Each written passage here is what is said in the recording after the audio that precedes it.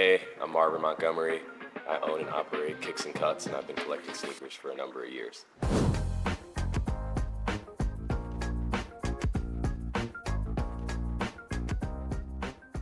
Kicks and Cuts started in 2020. I was actually graduated high school in 2020 and went to John Carroll University. I was going to major in marketing, minor in entrepreneurship, and also run track up there. And when everything was online, like nobody wants to go to college and be at home, right? So I didn't get an opportunity to go to the dorms, didn't get an opportunity to be on campus. So I was at home in my room every day, transferring through classes on Zoom, and I was like, enough is enough. So I ended up leaving school, and my mom's owned a nail salon and boutique since 1993. And what she has is literally like a women's version of what I have. So Kicks and Cuts is a shoe store and barber shop. So we're located in the same space. The women have an opportunity to shop and get service, and the men get an opportunity to shop and get service. So really wanted to follow my mom's footsteps. And my dad's an entrepreneur as well, so I really wanted to be an entrepreneur and go through all the trials and tribulations that it takes. Growing up, I think there was a lot of different influences when you're younger. You know, these are sports influences and different things. I mean, it's easy to get influenced as a young boy. There's a lot of different things. I loved Heelys growing up. I was super into Vans, so I liked skateboarding and stuff. So I really wasn't into Jordans, designer, expensive stuff.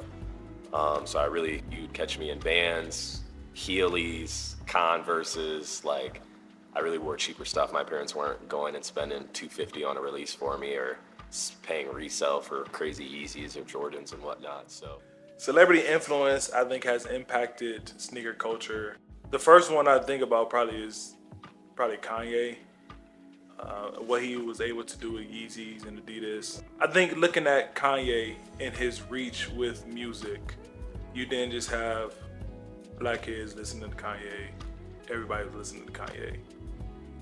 So then taking that and then doing what he did with Adidas and Yeezys, or first Nike, he was able to capitalize on his audience with his shoe line. People like Pharrell, who's kind of turned that whole thing into a job with Louis Vuitton.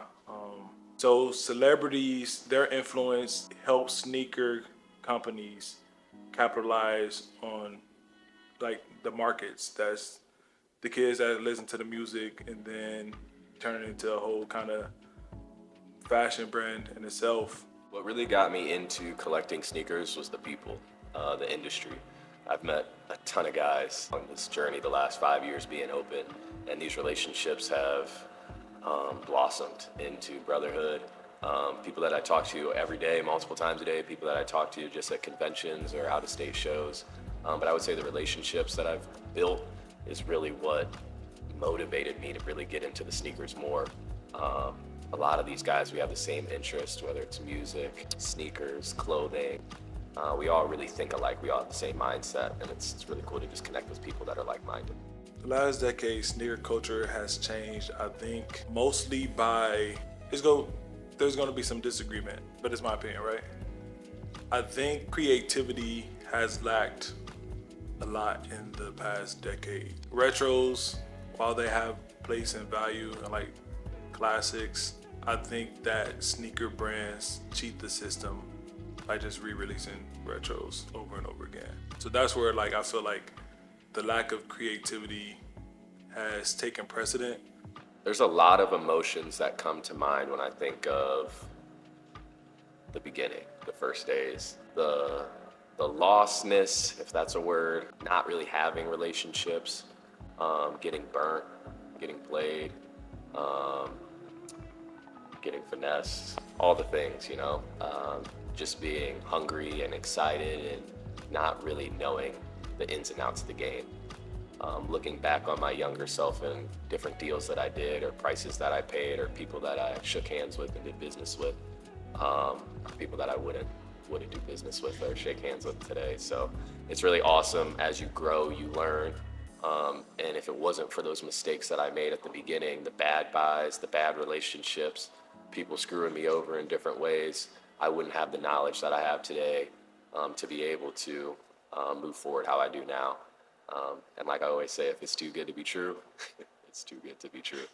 I think that people get emotionally attached to their sneaker collection because of the memories. But also, too, I think it depends on what generation we're referring to, I feel like my generation will be a lot more emotionally attached to sneaker collections because of what we had to do to get sneakers. Coming from the era of standing outside in lines, waiting for or trying to get a ticket to be able to buy shoes. Like it was just a different experience. So like you hold that kind of grind in a sense to a different value just because it wasn't as accessible to get certain drops as it is now. Shoes are a click away in a lot of instances versus when I was kind of getting into sneakers.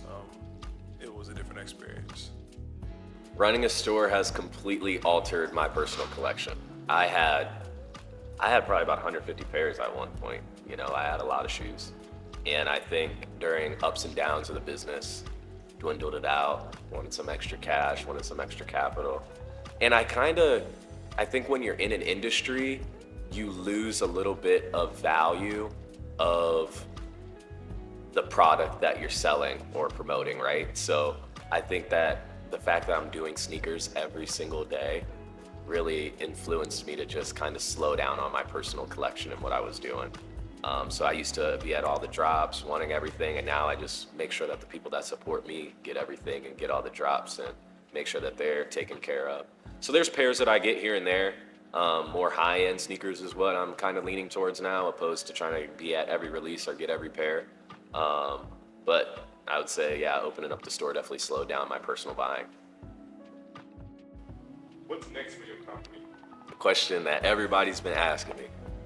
Here it is. We're sitting in it. This is gonna be the new Kicks and Cuts. It's a huge space. Right behind me, you're looking at a 10-foot wall that's in process of being built right now. This will be our shoe wall. We'll have the barbershop in here. We're really gonna try to curate this space to be different, unique, engaging, fun, elevated, all the things. I wanna have a pool table in here. I want people to come in here and just hang out, feel at home, relax. I want kids to be in here. I want the dads to be in here. I just want that family vibe we already have upstairs. I really want to bring it down here. And the three things that I really always focus on are community, vision, and impact. And those three things really fuel my life. I'm big on the community. The community supports me. I'm big on vision. You always have to be thinking ahead, pivoting. In any business, in any industry, you're always thinking what's next, what's hot, what's not. And then their impact, right? What's a community behind your vision if there's no impact, if there's no legacy left behind, right? So there's a lot in the works, there's a lot going on, and God willing, everything will pan out.